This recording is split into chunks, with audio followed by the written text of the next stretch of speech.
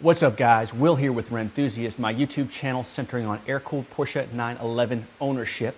And today I'm going to do something a little bit different. I've decided to do a viewer Q&A video. As you know, usually I'm doing like ownership experience content about these cars.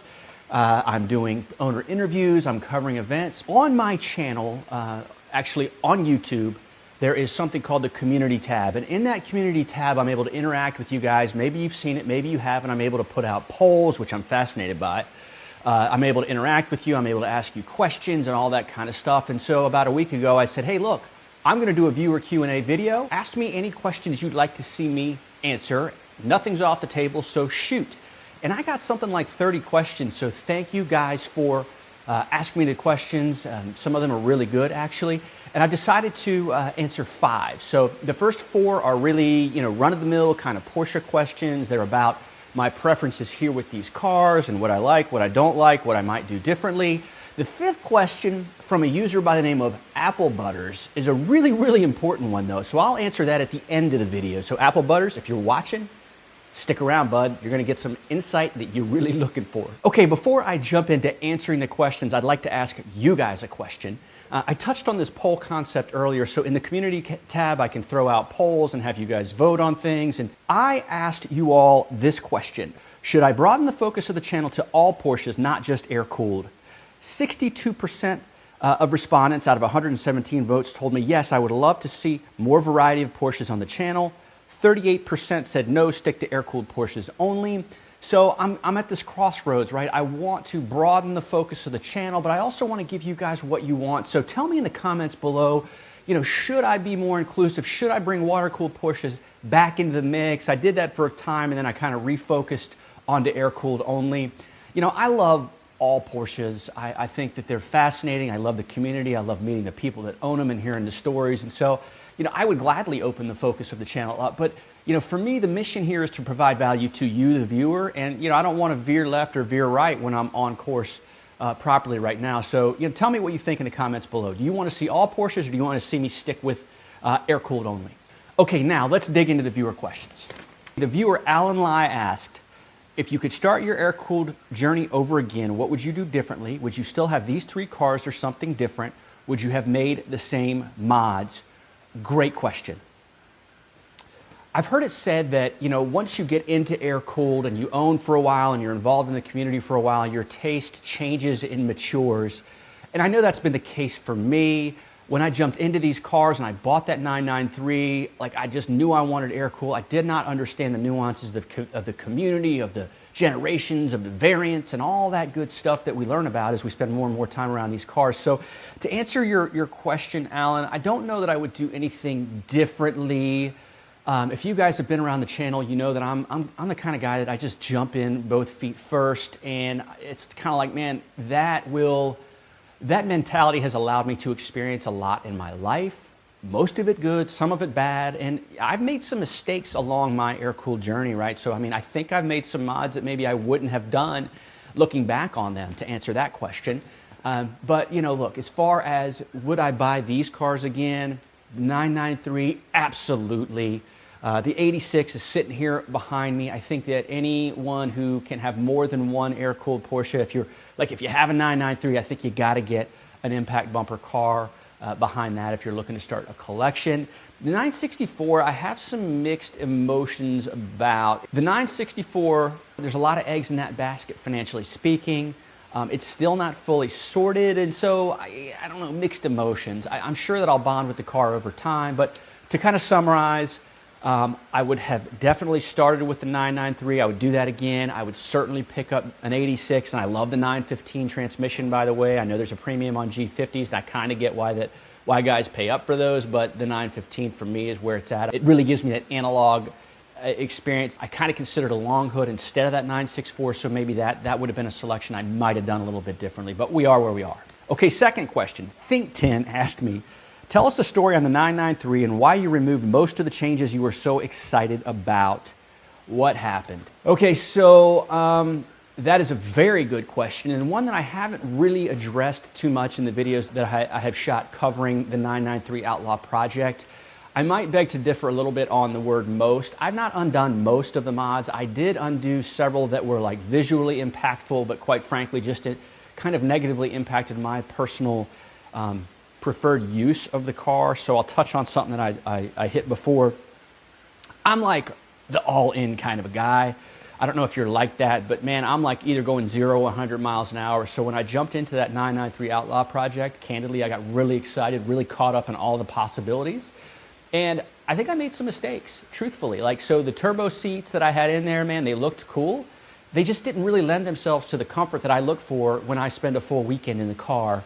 The roll bar, again, looked cool, but the usability just really wasn't there for me in terms of what my preferred seating position is. So thankfully, I was able to sell the seats and the roll bar to a buddy of mine in the community. The exterior changes, I did have a Porsche script on the outside of the car, as well as I painted the calipers blue, and I've undone that, and I put some BBS LMs on the car that I just, man, I mean, it has, those wheels have helped me fall in love with the car all over again.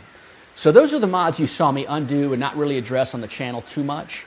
Sorry about those birds, by the way. That's kind of like the nature of YouTube. I'm in my garage, right, obviously. So as far as the other mods I've done, so like the shifter that I put on it, the Steve Wong chip, the RS steering wheel, man, it just makes a really big difference. So I left intact the mods that improve the driving experience on that 993, and I did away with some of the cosmetic stuff that just really, you know, in hindsight, I probably shouldn't have done. So hopefully that answers your question, Think 10. There you go. The viewer named Brubstar asked me which one of your air-cooled 911s is your favorite. I've been giving a lot of thought about how to like sensationalize this and really kind of tease it and make a splash with it on the channel. And so I've held back being very, very direct about my favorite air-cooled Porsche that I own, but I'm just going to tell you, like, it's the 993. The 993 I'm most connected with because of the experience of that being my first air-cooled Porsche. I've had a lot of seat time in the car. I've had some really cool experiences at rallies and events, and I mean, I drove it all the way from North Carolina down to Florida and back, and so I feel really, really connected to the 993. From a driving experience standpoint, it is the best.